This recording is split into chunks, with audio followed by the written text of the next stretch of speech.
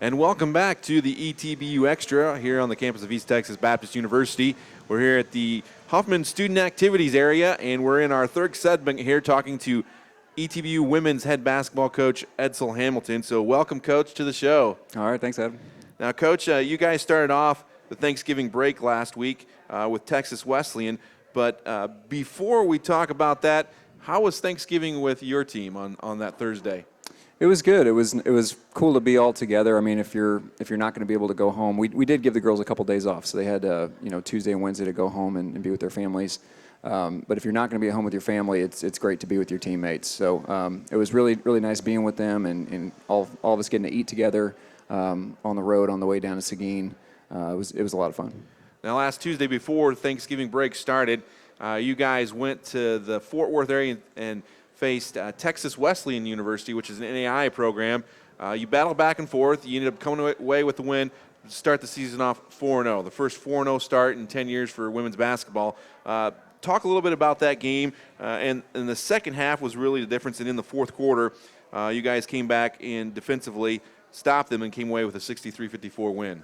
Yeah, I thought we did a really good job of competing that whole game. Texas Wesleyan was a good team. I know they were missing one or two of their better players, but they got a lot of talent, and the players that they had playing were good players.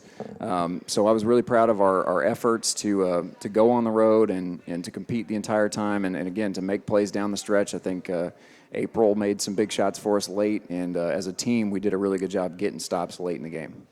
Now, after Thanksgiving, you guys traveled down on Thursday, went to Seguin for the Texas Lutheran Thanksgiving Classic. You opened up with Schreiner, and you also played Texas Lutheran. But in the game for Schreiner, you guys didn't have the best first half. You came back and battled in the second half, but you fell in a very close game. Talk about the difference between the first half and the second half and what that difference was. Yeah, I think in the first half I don't know, kind of feeling some complacency, I guess, a little bit. We've really been stressing about how hard you got to work all the time, and the girls have been working hard for the most part. But I felt like we were a little bit complacent that we had gotten to 4-0, and we were playing a team that hadn't won a game yet, and it seemed like we felt like we could just show up and they were just going to lay down and let us beat them. And they were very, very scrappy. They played really hard, and they made some shots too, and we just didn't compete very well in the first half. So we came out of the locker room at halftime. I was very pleased with how we competed in the second half. But at that point, it was kind of too late. We dug ourselves too deep a hole, and then every time we'd go on a run, they'd hit a big three. And credit to them, they made some big shots. But like I said, we just dug too deep a hole in the first half, and just couldn't recover from it. But I think we bounced back the next day, and our effort from start to finish was much better, basically like it was in the second half of that game. So on Saturday, then you faced the host, Texas Lutheran University. Another hard loss in overtime. You tie the game up with a free throw to send it to overtime. And talk about that game where you came back in the second half that time and forced an overtime, and how your team played better on day two of the Classic. Yeah, again, I think from start to finish, we really competed a whole lot better in that game. We had some mental errors we had a lot of turnovers, but we did force a lot of turnovers too. I mean, we had 27, which is way too many, but they had 26. So we did a good job defensively of getting after them. We had some things that kind of went against us late, especially, but we fought. We kept fighting and competing. Taylor kind of carried us throughout big stretches of the game with her inside presence. It seemed like every time we got the ball into her, she was able to score. And then we had a stretch there where Malaysia really caught fire. She made a couple defensive plays that kind of got us going, got a couple of steals, picked a girl's pocket, and then played a passing lane really well, and took off and got layups, and then came down and hit some jumpers and hit one fadeaway with two people in her face. And so she had a real good burst there that really got us in the game, and we're able to take it to overtime. Now you're coming back home. You got 4 games here at home. Before we talk about the homestand, Thursday night, we talked to Coach Burt West about this. This year's the first year women's basketball is also partnering up the Hoops for Hope on Thursday night against McMurray. Talk about what your team is doing to help with softball and partnering with these athletic teams to raise funds for the ETBU Cancer Fund. Well, we're selling some T-shirts, and Coach Shirley and her group have done a really, really good job of designing them. I think the shirts look great.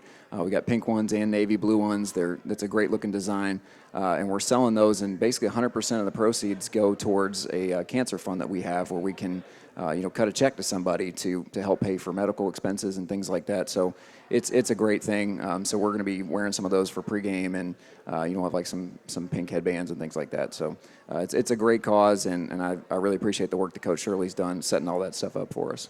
Now, you faced McMurray and HardinSimmons for the first time in your career as a head coach at ETBU, and also head into ASC play. Thursday night, McMurray isn't a conference game because they're only in their second year of Division III transition. But what do you know about these teams as you head into these two games on Thursday and Saturday? We've gotten to watch a little film on them. I think I think both of them have gotten off to probably not the start that they would have wanted. So they're both going to be hungry for wins. I mean, just like Schreiner was when we played them, they hadn't won a game yet. McMurray's going to be the same way. Haven't won a game yet. They're going to be hungry for a win. They're going to compete. They're going to play hard. They spread the floor out a lot, so they're going to be difficult for us to guard, and they're going to get after us. And then HardinSimmons is going to be probably, I want to say, probably the most similar to us as far as style. Like, in the film that I've watched, they're playing two post players a lot of the time, which we do. So they're going to be very similar to us in the way that they play and their lineups and things like that. So, and that, again, they haven't got off to a great start either, so they're going to be really hungry for a win, and they're both going to be good competitive games. Now, as your first year as a head coach, getting ready for your first conference action, are you excited and ready to get conference play started? Yeah, I mean, because I treat every game like I'm trying to win. I want to win every game, but these are the ones that really count. These are the ones that get you into postseason play, and that's what our goal is. We want to make the conference tournament, and I want to do well enough in conference this season where we'll be considered for NCAA tournament selection. That's my goals. So these are the ones that really count. And every single game matters, and everybody in conference is good enough to beat you. So you got no nights off, and you got to bring it every single night. How's it going to feel to have the next 4 games at home where you guys don't have to travel, you don't have to get on a bus for 5, 6, 7 hours on the road, and you got 4 straight games here at home after being on the road for 3 games? It's nice. I mean, it's nice for the girls to be able to sleep in their own beds and eat the food that they're used to and all that kind of stuff. And it's just a comfort level thing, play in the gym that we practice in every single day. And hopefully we'll have a good crowd. I really hope we'll have a good crowd both Thursday and Saturday night this week and next week.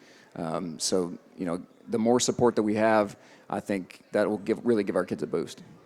All right, we've been talking to head women's basketball coach Edsel Hamilton here on the ETBU Extra. We'll be back right after this break with the ETB and U section, talking to student athlete Taylor Alexander, a member of the women's basketball team. We'll be back here right after this break.